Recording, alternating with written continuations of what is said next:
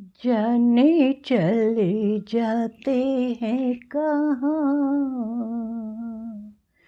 दुनिया से जाने वाले जाने चले जाते हैं कहाँ। छाया दी, बिना बताए बहुत दुख हो रहा है। अभी तो मैंने 10 दिन पहले आपसे बात की थी। आपने कितने प्यार से मुझसे बात की थी। तब भी मैंने ये सोचा था कि आपसे मिलना होगा। कई बार प्रोग्राम बनाया पर मिल नहीं पाई। बहुत बड़ा आघात लगा जब मैंने सुना कि मेरी छाया दी नहीं रही। इतनी जल्दी हमने सोचा नहीं था। चलिए, अब क्या किया जा सकता है। ईश्वर की लीला भी है, हम लोग उसके लिए कुछ भी नहीं कर सकते। चलिए, आपको मैं श्रद्धांजलि देती हूँ। आपकी ही लिखी कविता मैं पेश करती हूँ। प्यार का सागर।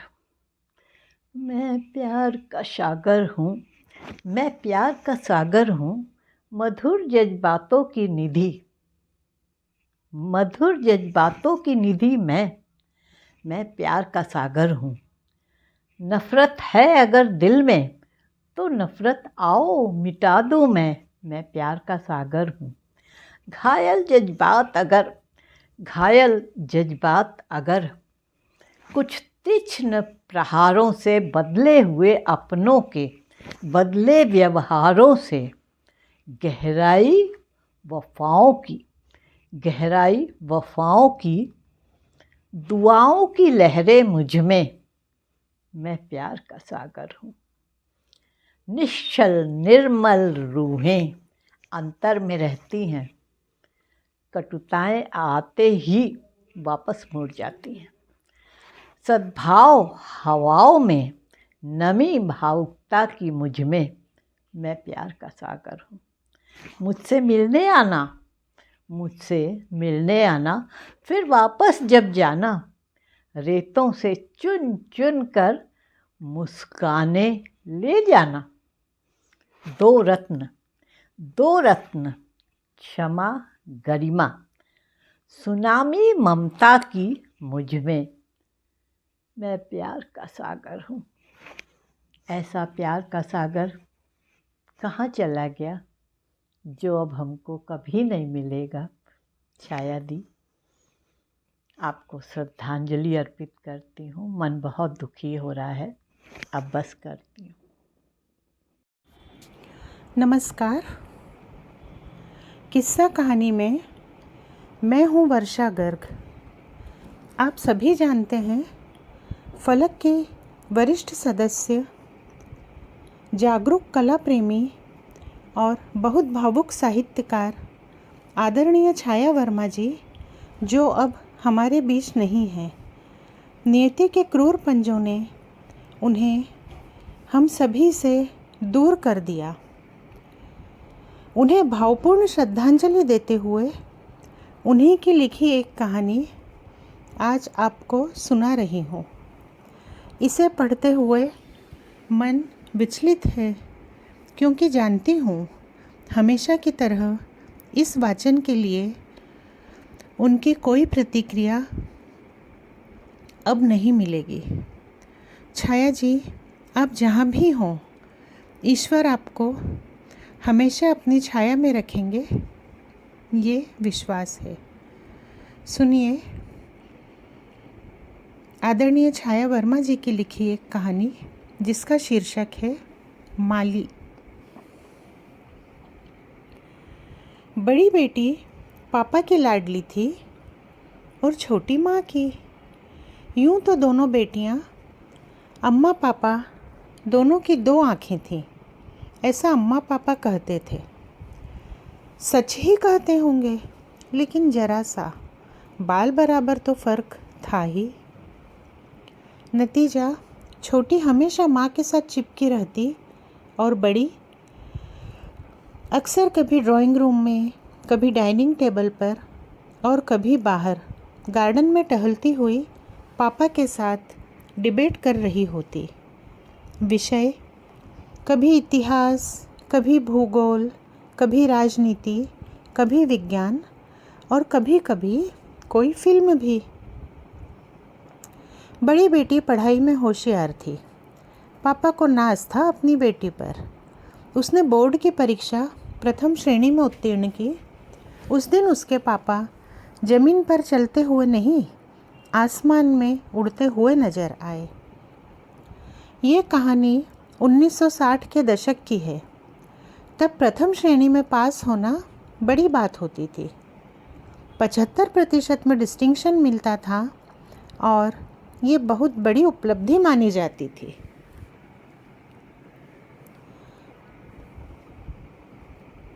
आज की तरह 90-95% तो गणित में भी मुश्किल से मिलते थे, शायद ही किसी को। इसीलिए बिटिया की प्रथम श्रेणी ने उन्हें निहाल कर दिया। अब उन्हें बिटिया को आगे पढ़ाना था। लेकिन श्रीवास्तव साहब ऐसी जगह पोस्टेड थे जहां लड़कियों का अलग कोई कॉलेज नहीं था, लड़कों के कॉलेज में पढ़ाना नहीं था। लिहाजा उन्होंने पटना के एक नामी विमेंस कॉलेज में बिटिया का नाम लिखवा दिया और एक दिन अपने सारे सामान के साथ अम्मा और बहन को रुआंसी देखकर अपने आंसू रोकती हुई पापा के साथ कार में बैठकर हॉस्टल के लिए निकल पड़ी, वो धड़कते दिल से। चेहरे पर हवाइयाँ स्पष्ट नज़र आ रही थीं। करीब 1-1.5 घंटे बाद श्रीवास्तव साहब ने एक मित्र के मकान के आगे गाड़ी रुकवाई और बेटी से कहा, आजा बेटा, कुछ देर यहाँ रुककर फिर चलते हैं। पापा को याद था कि उनकी बेटी को कार से लंबा सफ़र सूट नहीं करता, तबीयत बिगड़ने लगती है। रामावतार चाचा पापा को ड्राइंग रूम में ले गए और पास खड़े बेटे से कहा, बेटा, ये श्रीवास्तव चाचा की बेटी है, इसे अंदर ले जाओ माँ के पास। लड़के के पीछे बिटिया चल पड़ी।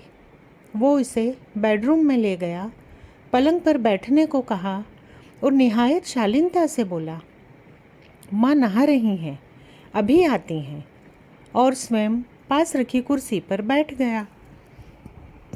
थोड़ी देर में उठकर अंदर गया और 5 मिनट में वापस आ गया। इस बार वो हाथ में ऑरेंज स्क्वैश का गिलास लिए लड़की के सामने खड़ा था। कोई हम उम्र लड़का इतने करीब खड़ा होकर शरबत का गिलास उसे थमा रहा है, ऐसा मौका उसके अब तक के जीवन में शायद पहली बार आया था। लड़की ने चुपचाप गिलास थाम लिया, लेकिन उसका दिल नॉर्मल से कुछ तेज धड़कने लगा था। नजरें मिलीं तो लड़का भी हौले से मुस्कुराया। लड़की को भी मुस्कुराना पड़ा, वरना वो सोचता कितनी असभ्य लड़की है। तभी लड़के की माँ आ गई। बहुत प्यार से बातें की, अम्मा के बारे में पूछा, बहन के बारे में पूछा। इस बीच लड़का वापस आकर खाली गिलास ले गया। पापा ने आवाज़ लगाई तो बेटी बाहर आई और चाचा चाची को प्रणाम करके उड़ती नज़र लड़के पर डालकर गाड़ी में बैठ गई। पापा के बैठते ही गाड़ी चल पड़ी। लड़की ने पलटकर देखा तो लड़का सबसे पीछे खड़ा शायद उसी को देख रहा था। तब से कई बार हॉस्टल से घर और घर से हॉस्टल आती जाती हुई उस घर के सामने से गुजरी। हर बार नज़रें स्वतः ही उस मकान की ओर उठ जाती, पर वो लड़का कभी नहीं दिखा। याद किया करती थी वो अक्सर हाथ में गिलास थामे उस शर्मीले लड़के को, फिर ये सोचकर दिमाग को झटका दे देती कि पता नहीं वो भी उसे इतना याद करता होगा या नहीं। 4 वर्ष बीत गए। अब वो बीए की परीक्षा देकर हॉस्टल से हमेशा के लिए घर वापस आ रही थी। रास्ते में पापा से बातचीत हो रही थी। पापा ने कहा, रामावतार का बेटा भी इंजीनियरिंग की फाइनल परीक्षा देकर वापस आ गया है। अच्छा, बिटिया ने कहा। मुझे कुछ कुछ याद है। तब तो वो छोटा था। तू भी तो छोटी थी। हम 4 साल पहले आए थे। हाँ पापा, वक्त कितनी जल्दी गुजर जाता है ना। हाँ बेटा, लेकिन आजकल रामावतार कुछ परेशान है। क्यों, क्या हुआ? अरे, वो एक कायस्थ की बेटी को पसंद करता है और उसी से शादी करना चाहता है, लेकिन लड़की के माँ बाप तैयार नहीं हैं। क्यों, क्या बुराई है लड़के में? पापा, जहाँ तक मेरा विचार है, लड़का इंजीनियर है, अपना मकान है, संपन्न माता पिता हैं, गांव में भी अच्छी खासी संपत्ति है, और क्या चाहिए? कुछ लोग ना पापा बहुत अजीब होते हैं। लेकिन एक कमी तो है ना बेटा, वो कायस्थ जो नहीं है, दूसरी जाति में शादी करना नहीं चाहते होंगे। दूसरी जाति? कम ऑन पापा, ये जाति क्या भला है? इंसान होना क्या काफ़ी नहीं? मुझे मिलाओ उनसे, 2 मिनट में समझा दूंगी। पापा हंस पड़े और प्यार से बिटिया की ओर देखते हुए बोले, अरे तो तू क्यों इतनी एक्साइटेड हो रही है बेटा? ये उनका मसला है, वो ही जाने। फिर उन्होंने फलों की दुकान के आगे गाड़ी रुकवा दी। ड्राइवर को पैसे देते हुए कुछ हिदायतें दी। ड्राइवर नोट लेकर चला गया। इतने सारे फल और मिठाइयाँ क्यों पापा? बिटिया ने हैरानी से पूछा। थोड़ी देर रामावतार के घर चलते हैं, कुछ आराम हो जाएगा। आधे फल और मिठाइयाँ उसके लिए, आधे अपने लिए, श्रीवास्तव साहब ने बिटिया को समझाया। दोस्त के घर पहुंचकर उन्होंने फल और मिठाई दोस्त को थमाते हुए उल्लास में कहा, मुबारक हो समधी जी, तैयारियां शुरू करो। समधी जी? रामावतार चहके, अरे तो क्या बात पक्की? और दोनों एक दूसरे के गले लग गए। ये सब देखकर असमंजस की हालत में खड़ी बिटिया को समधन जी ने बाहों में समेट लिया और लेकर चल पड़ी अपने उसी बेडरूम की ओर जहाँ 2 नादान बच्चों ने कभी प्यार बोया था। आज वो अंकुरित हो गया था। पलंग पर बैठती हुई उसकी झुकी पलकें जरा उठीं तो नज़रें सामने कुछ दूर खड़े एक खूबसूरत नौजवान पर पड़ी। वो हौले से मुस्कुराया। लड़की ने अपनी नज़रें झुका ली। ये कहानी यहीं तक। दिवंगत छाया जी को एक बार फिर अपनी भावपूर्ण श्रद्धांजलि देते हुए अपनी बात यहीं ख़त्म करती हूँ। धन्यवाद।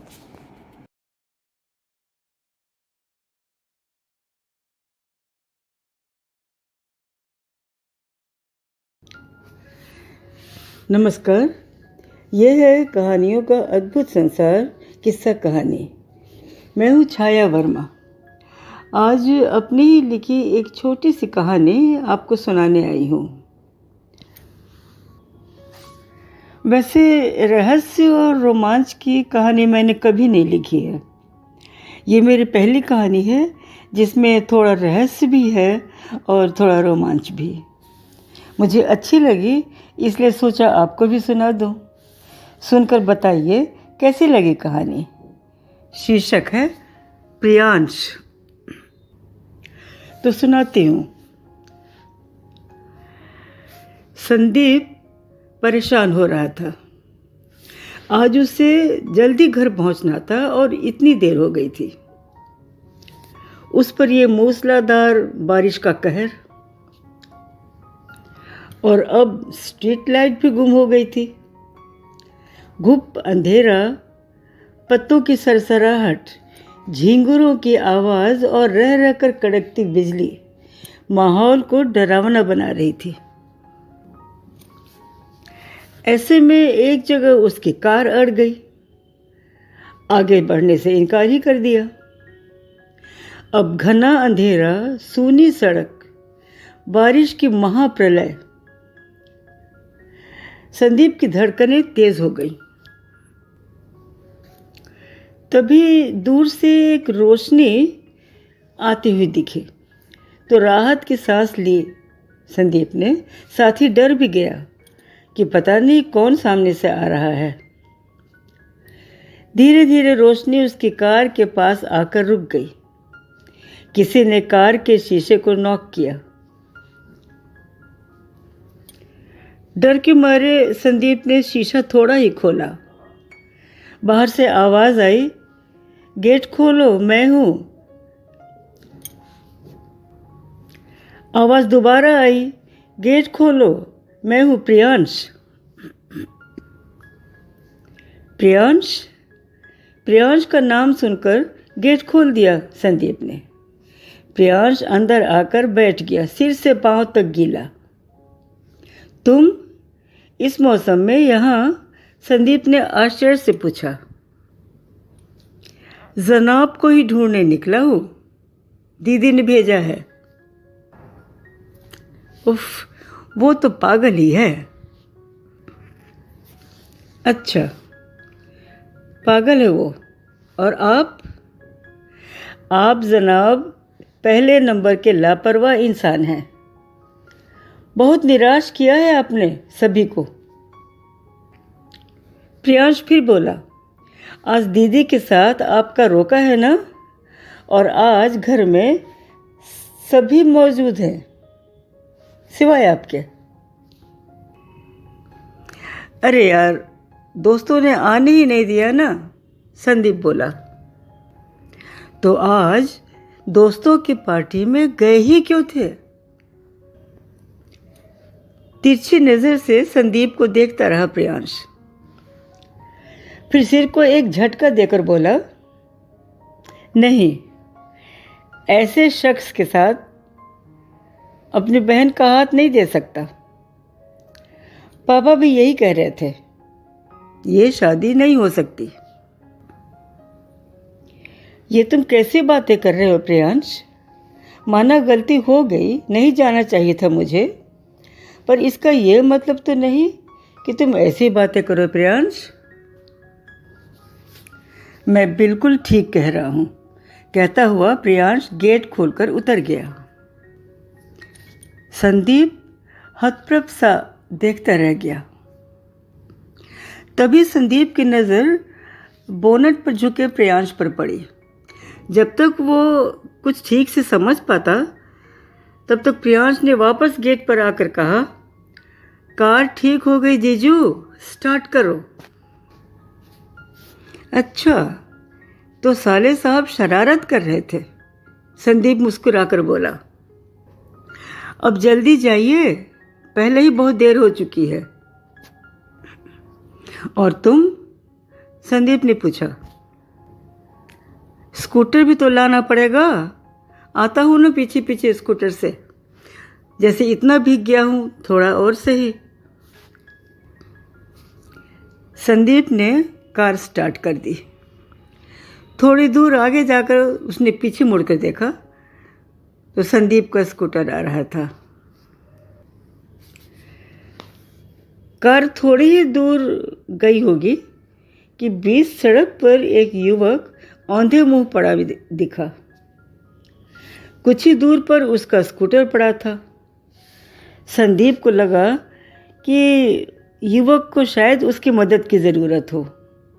कार रोककर वो उतर पड़ा। पास जाकर उसने युवक को धीरे से छुआ। निर्जीव शरीर एक झटके से सीधा हो गया। संदीप चीख कर दूर हट गया। घबरा कर पीछे पलटा। पीछे सड़क पर सन्नाटा था। न प्रियांश था, न स्कूटर था, न स्कूटर की रोशनी। सिर से पांव तक कांप उठा संदीप। प्रियांश, प्रियांश! वो फटी आंखों से प्रियांश को देखता रहा। कहानी बस यहीं तक। अब बताइए कैसे लगी आपको कहानी।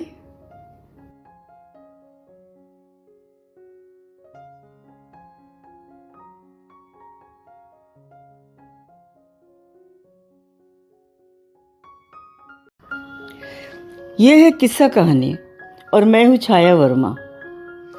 प्रभु राम के श्री चरणों में मेरा भावपूर्ण वंदन।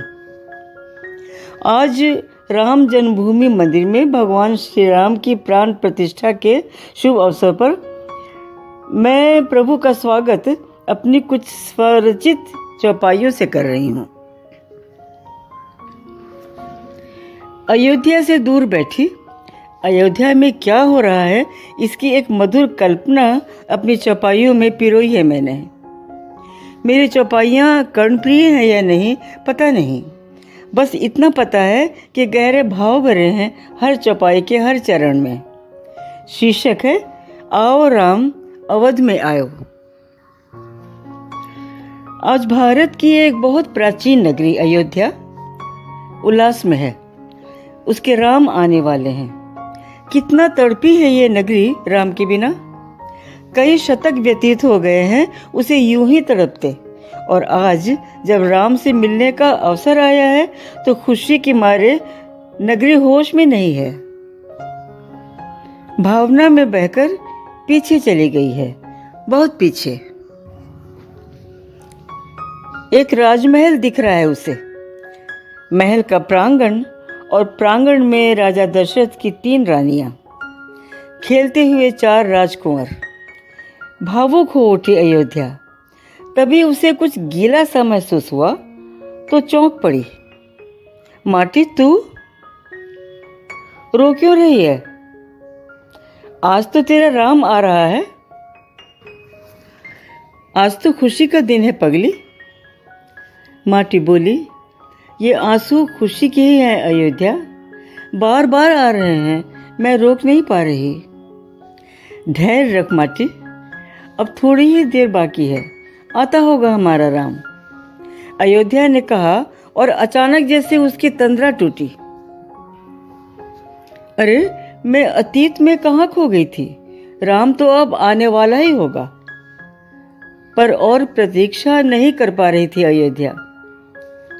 अधीर होकर राम को पुकारने लगी।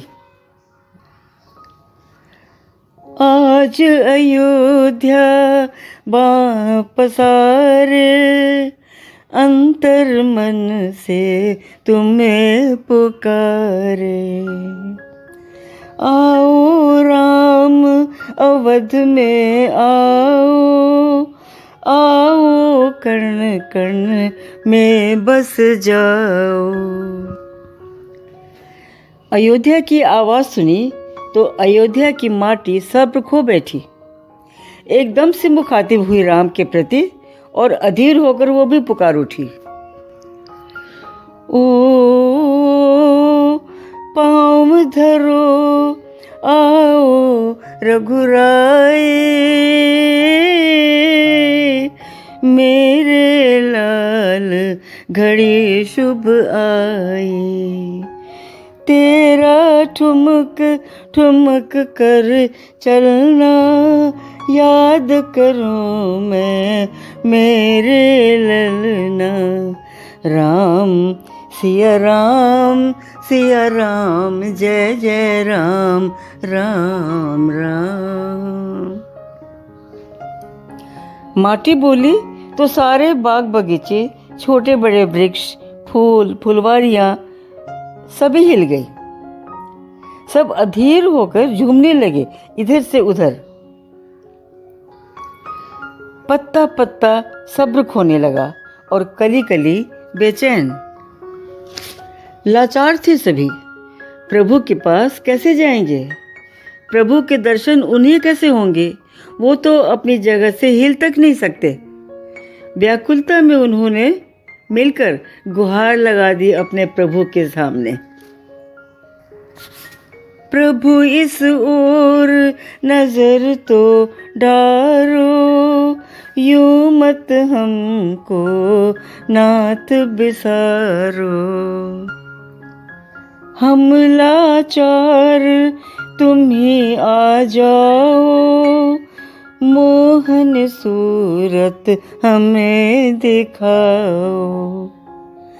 चहक रही व्याकुल गिलहरियाँ, दर्शन को आतुर बावरिया। वृक्षों ने, पौधों ने झूम झूम कर गुहार लगाई तो चिड़ियां सतर्क हो गई। उन्हें डर है कि कहीं वंचित न रह जाएं। चिड़ियां जिन्हें माँ सीता ने कभी प्यार से दाने खिलाए थे और प्रभु राम भाई लखन के साथ मुग्ध होकर उनके कलरव सुनते थे, आज वो मुग्ध होकर राह तक रही हैं प्रभु राम की। पता नहीं कहाँ गायब हो गई थी ये सारी चिड़ियाँ। आज अचानक आ पहुँची अयोध्या में, शायद पंचवटी से, प्रभु का स्वागत करने इतनी बड़ी संख्या में। कलरव करती हुई कुछ कहना चाह रही हैं, शायद कुछ याद कर रही हैं। ओ प्रभु तुम और लखन दो भाई, स्नेहमयी प्रिय सीता माई, याद हमें है प्यार तुम्हारा, नमन तुम्हें प्रभु सौ सौ बारा। राम सिया राम जय जय राम राम राम, सिया राम जय जय राम। सजी सजाई अयोध्या चमक रही है, चारों ओर अनोखी धूमधाम है। रामलला आ रहे हैं अपने धाम में। स्वागत की तमाम तैयारियां हो चुकी हैं। भारत के कोने कोने से प्रभु के भक्त पहुंच चुके हैं अयोध्या में